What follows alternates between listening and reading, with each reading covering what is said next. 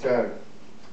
On a windy and wild coastline, where the mountains meet the shore, a strange event was taking place a year ago or more. A funny little lady dressed in possum skins and sacks went and saw the local policeman, gave her name as Windy Flax. She said a bunch of people from beyond the waterfall had shifted onto her place. Panga people they were called, but normally quite harmless, very shy ones. Yeah, but lately they make you mad. Oh, that's right. Lately they've been stealing things and getting out of hand. I've tried to build a letterbox to keep my letters dry, but these people just won't let me. I've had enough, she cried. Can't you make them go away, sir? Bother someone else? They bend my nails, they hide my tools, they make me mad, she said. The policeman was a nice man. He took down all the facts. So began his strange report on Mrs. Windy Flax. He accompanied the complainant. I'll see what he could do. I'll give these Panga people folk a proper talking to. What's that funny? Phineas and Ferb. She led him to a murky place, an ancient riverbed. A mighty cliff face loomed above. They live round here, she said. Well, where are they? Said the policeman, looking round and up and back. You can just see their reflection, sir, said Mrs. Windy Flax. You can see them in a mirror or reflected in a pool. Otherwise, a Panga person is to us invisible. They stand about up to your knee, or just a little less, with wrinkly skin and hairy legs and green as watercress. You're kidding, said the policeman. Who'd believe a thing like that, seeing leprechauns and mirrors on a Westland river flat? It was then that Mrs. Windy Flax, as ladies sometimes do, flew into tears and stamped her foot. You think it isn't true? Stamp, stamp, stamp. Okay then, sighed the policeman. Get a mirror, I'll wait here. There's none around, she told him. They all simply disappear. Now it only goes to show you how nice the policeman is. He went all the way to their place and came back with one of his. Now let's see, he said, where are they? He turned his mirror around in the search for Panga people from the cliff top to the ground. By George, I thought I saw one. Something moved over there. There's another. Gracious heavens, I can see them everywhere. They don't like being stared at, Mrs. Windy Flax advised, and it makes them very angry if you look one in the eyes. I can see one, cried the policeman. I can see him plain as day. He's sitting on that rock up there. I can now he's gone away. play the suspension on my iPod. Really? By Jove, the quick and lively, strangest thing I ever saw. One was standing by that tree.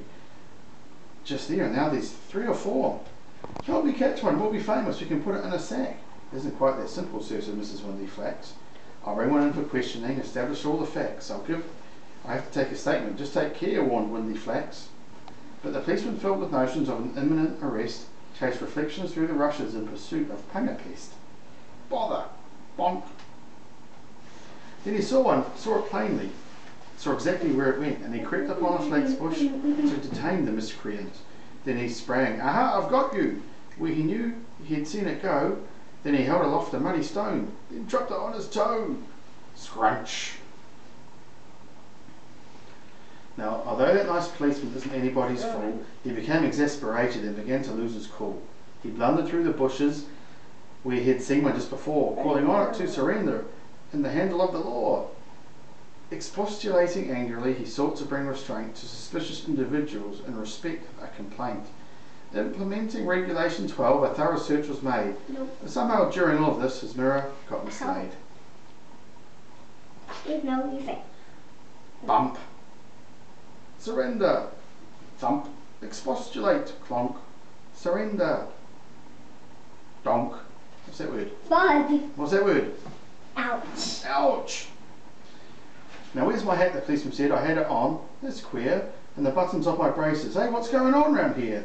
There's nothing in my pockets. I've been robbed. I'll make arrests. They've got the laces on my boots. Come back, you little pests. I know I had a shirt on. My coat's gone missing too. I'll get a great big mirror and arrest the lot of you. There's no use getting angry, sir, he thought he heard her say. It only makes them do worse. Let's leave it for today. But the policeman was indignant at these unprovoked attacks, and he wasn't listening properly to Mrs. Windy Flax. Is Mummy videoing you, buddy? It's theft of government property, obstruction of a cop. I'll call in reinforcements if this thieving doesn't stop. But he found it rather difficult, apart from keeping warm, to arrest a Panga person when they're out of uniform. And just as Long read underpants, inquiries incomplete, the policeman had to implement an orderly retreat. Don't approach them in the meantime, there'll be charges to be brought. There'll be legal implications if I filled out my report. I've had some trouble in my time, with felons on the patch, but those would be trickiest if I ever tried to catch.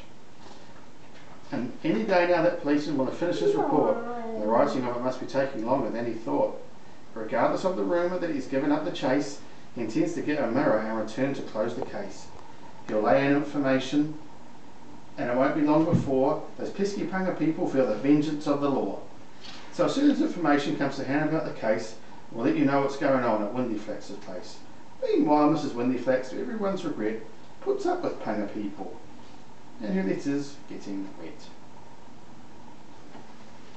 Is that good? Yes. There you go. Well, can you